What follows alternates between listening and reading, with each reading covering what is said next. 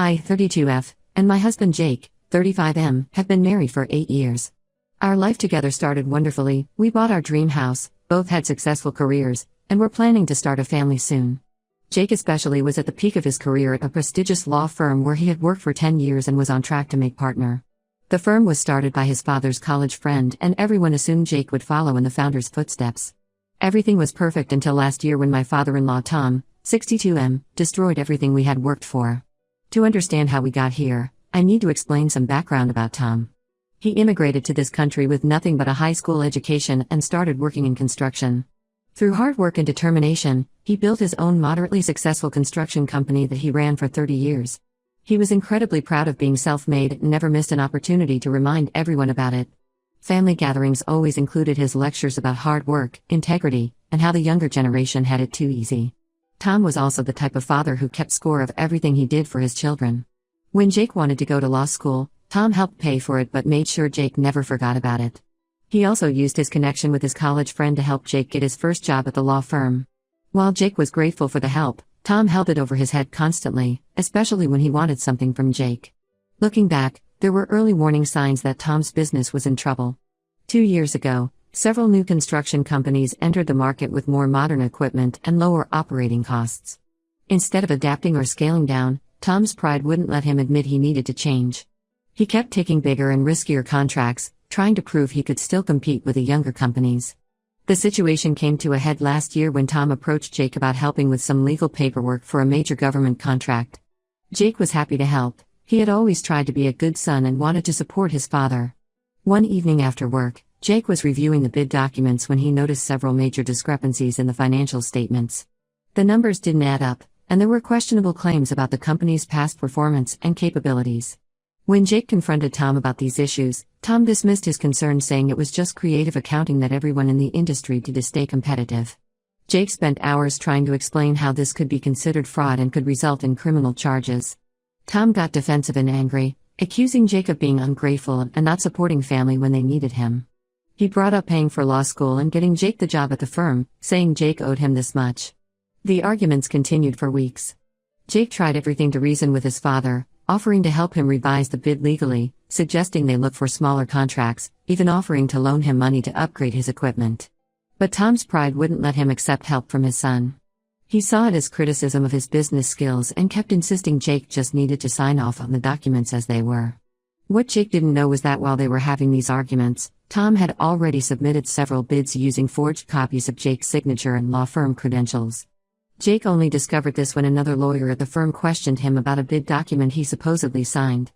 Horrified, Jake immediately reported everything to the firm's ethics committee to protect himself. The subsequent investigation revealed that Tom had been doing this for nearly a year, using Jake's credentials to submit multiple fraudulent bids. The scandal hit the firm hard. Even though Jake had reported it himself and cooperated fully with the investigation, his reputation was severely damaged. Partners who had mentored him for years now avoided eye contact in the hallways. The final blow came when Tom's friend, the firm's founder, called Jake into his office. He said that while he personally believed Jake was innocent, the optics of keeping him at the firm were too problematic. The founder offered Jake the chance to resign instead of being fired, saying it would look better on his resume. Jake was devastated. He had worked 80-hour weeks for a decade, sacrificed countless evenings and weekends, missed family events and holidays, all building towards making partner. Now at 35, he was starting over at a much smaller firm with significantly lower pay and prestige. All because his father couldn't admit his business was failing and instead chose to drag his son down with him. Tom's construction business failed anyway within months. He lost several major contracts when his fraudulent bids were discovered, and clients started avoiding his company. He had to declare bankruptcy and sell most of his assets to pay off debts. My mother-in-law Mary, 58F, stuck by him through all this, even after discovering he had gambled away most of their retirement savings on risky business deals trying to keep the company afloat. Now, a year later, Tom has been diagnosed with a serious heart condition requiring expensive surgery. Their health insurance will only cover part of it. Mary calls us constantly, crying about how they can't afford the medical bills. She keeps saying that despite everything that happened with the business, Tom is still Jake's father and we need to help family in times of crisis. Jake's younger brother Steve, 28M, lives in another state and claims he can't contribute anything since he's still paying off student loans. So Mary expects us to cover the bulk of the costs, nearly $100,000. She says we're the only ones who can help since we're more financially stable, completely ignoring that we're still recovering from the career setback Tom caused and had to significantly downsize our lifestyle. The emotional manipulation has been relentless. Mary stops by unannounced with photo albums showing Jake's childhood memories with Tom. She brings up how Tom paid for Jake's college and helped him get his first job, conveniently forgetting how Tom later used that same job to commit fraud. Tom himself now calls Jake crying about how sorry he is and how he doesn't want to die with this rift between them. He claims he only did what he did because he was desperate to save the business and provide for his family.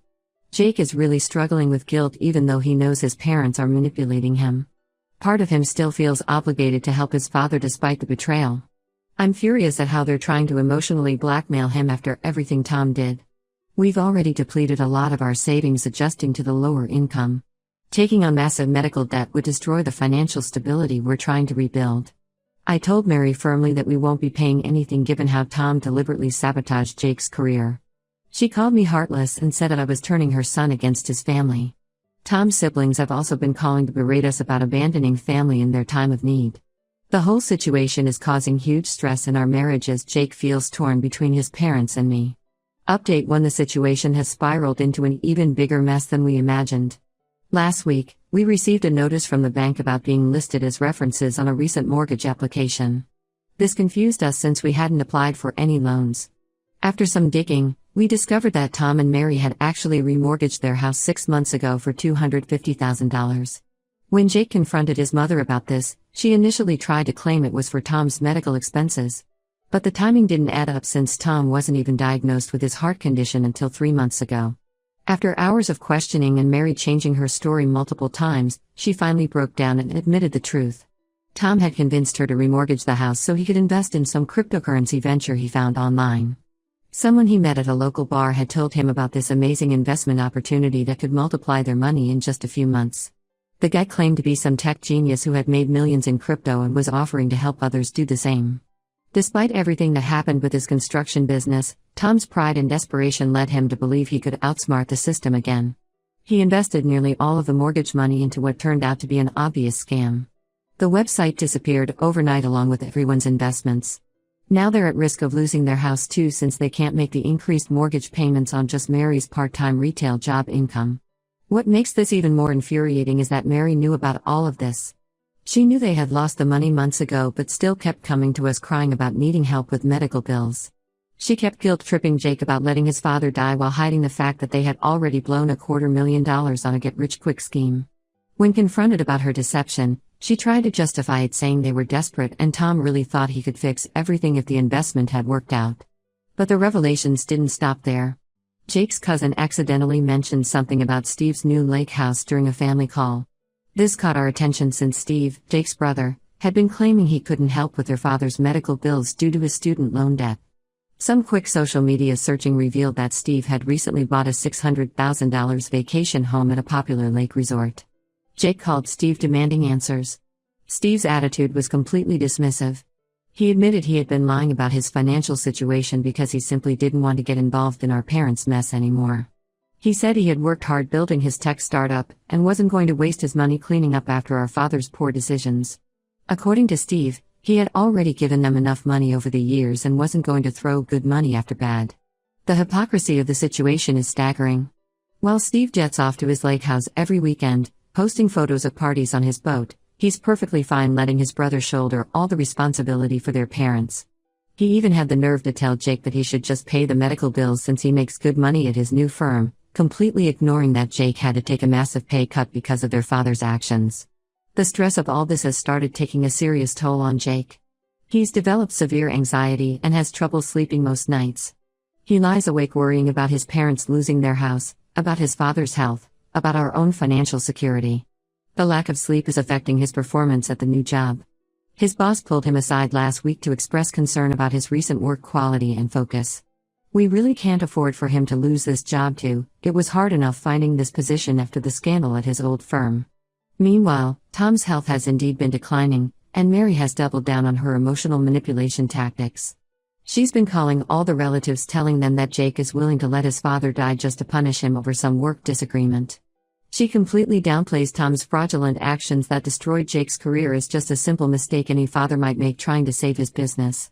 She conveniently leaves out the part about them losing the house remortgage money in a crypto scam.